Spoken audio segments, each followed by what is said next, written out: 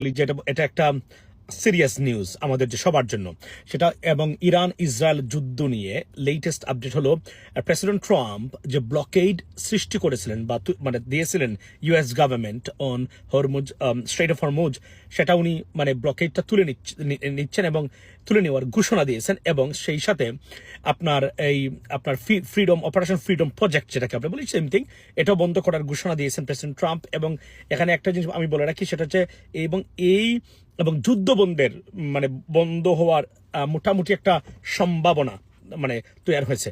এই ব্লকেড তুলে নেওয়ার কারণ হিসেবে প্রেসিডেন্ট ট্রাম্প বলছেন যে ডিপ্লোম্যাটিক আলোচনার মারাত্মক অগ্রগতি হয়েছে, এটা প্রেসিডেন্ট ট্রাম্প বলছেন। তাহলে বোঝা যাচ্ছে যে যতই মানে সিজফায়ার পরেও, বাই দ্য ওয়ে এখানে বলে রাখি যে লিগালি তো আপনারা জানেন যে এই সিজফায়ার মানে এই যুদ্ধ লিগালি শেষ। ওয়াই? বিকজ 60 দিন পর্যন্ত একজন আমেরিকান প্রেসিডেন্ট যুদ্ধ মানে করতে পারেন যে কোন দেশের সাথে ওনার নিজস্ব ডিসিশনে। 60 দিনের উপরে গেলে ওনাকে কংগ্রেসের অনুমতি নিতে হয় বা অ্যাপ্রুভাল নিতে হয়, উইচ ইজ আন্ডার প্রসেসিং, এবং এটা এবং it's gonna be very very tough, right? So এখন আর উনি যুদ্ধ করতে পারবেন না, মানে যদি করেন তাহলে it's gonna be contempt of কংগ্রেসে উনি পড়ে যেতে পারেন, রাইট?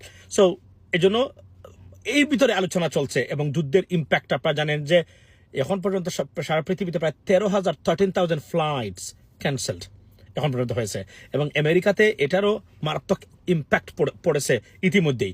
সুতরাং এই যুদ্ধ চালিয়ে যাওয়া কোন অবস্থাতেই মানে সুখকর নিউজ নয়, পৃথিবীর অর্থনীতির জন্য, আমেরিকার অর্থনীতির জন্য তো নয়, প্রেসিডেন্ট ট্রাম্পের পলিটিক্যাল ক্যারিয়ারের জন্য নয়। সুতরাং এই যুদ্ধ বন্ধ হতেই হবে যে কোন কারণেই হোক না কেন।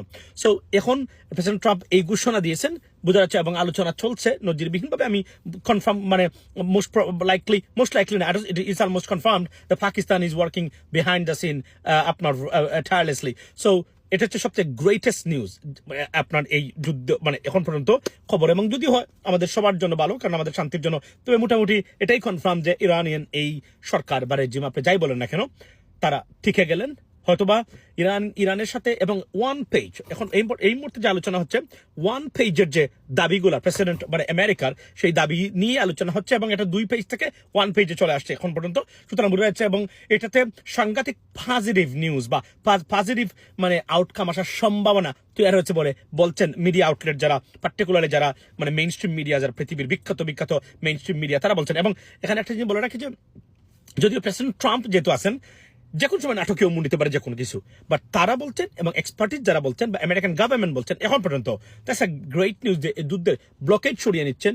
এখানে মোটামুটি ইরানের জয়, ডেফিনেটলি ইরান তারা আবার তাদের হরমুজ দখলে মানে তারাই দখলে রেখেছেন এবং আবারও নিবেন নিশ্চয়ই। এই বিষয়েও একটা গুরুত্বপূর্ণ আলোচনা হচ্ছে এবং এই বিষয়ে একটা কার্যকর এবং স্থায়ী সমাধানের প্রতি এগুচ্ছেন তারা। That's a great news for the entire world, ladies and gentleman. I hope that it will stay as usual, এবং